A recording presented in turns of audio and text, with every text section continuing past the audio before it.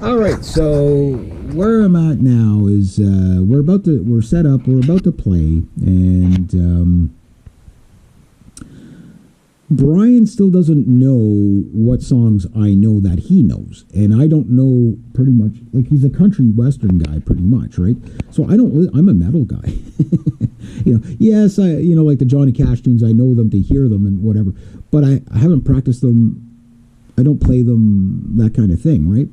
So I'm like, well, I don't know. I'm going to have to wing it, because he didn't give me a list in time for me to learn that I could just, have him up there the whole time. So it ended up, I started playing a few songs. I figured to warm up or whatever. And then he was so kind of taken back by what I was doing. He was just like, no, just keep going. Just keep going. So we did do a couple of songs together. No, I didn't film them because they were really raw. Like we did, what do you call it? Ring of Fire by Johnny Cash. We did. What else did we do? We did I Sad by Neil Diamond. We did Sunday Morning Coming Down by Chris Christopherson, and they came out okay, but they were just like, you could tell like we'd never played before, whatever. It's something like you would hear at a jam night, right? So I know we can do much better, but I tried a little bit on the Sunday Morning Coming Down. Tried to do a little bit of harmonies with them. It worked. It was hit and miss. It was hit and miss. It worked enough to say it worked. The people enjoyed it. That was fine.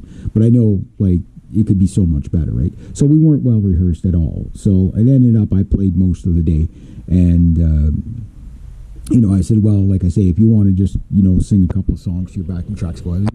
Keep doing what you're doing. So he was really impressed with what I was doing anyway, and the 7-string, he thought it was pretty neat.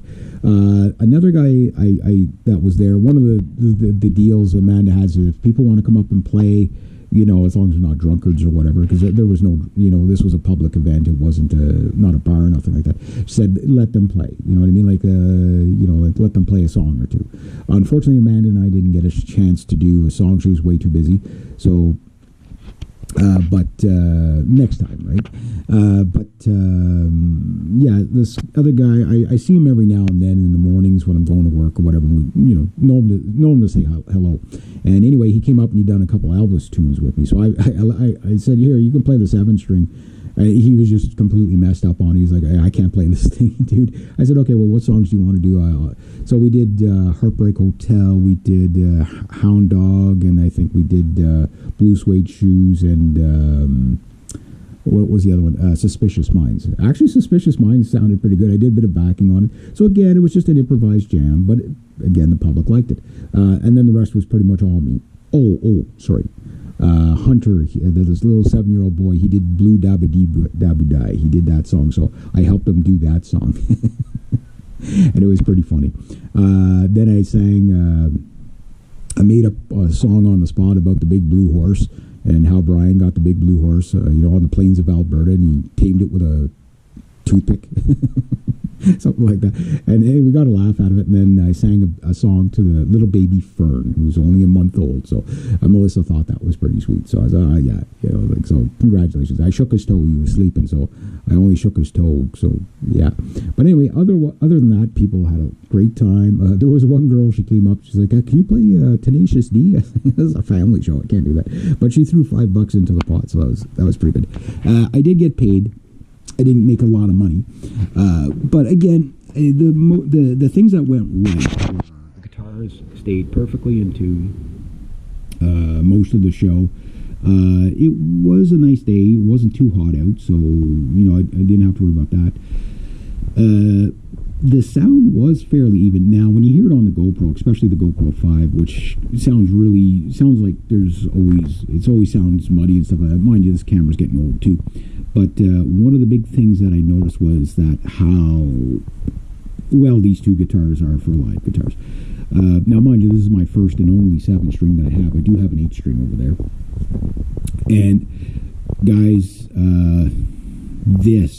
Mark Holcomb got this right. He got this right. This is a great guitar to play live. Okay, I haven't had a chance to really... okay, let's put it to you this way. For this gig, okay, because I was basically using it like an acoustic guitar, so to speak, it was like driving a Ferrari 30 kilometers under the speed limit in a high gear. You know, like completely neutered, right? So I had it basically in the coil split the whole time. But it sounded really clear, even through that little tiny little amp. It sounded good. The seventh string is really nice to have. It's just, yeah.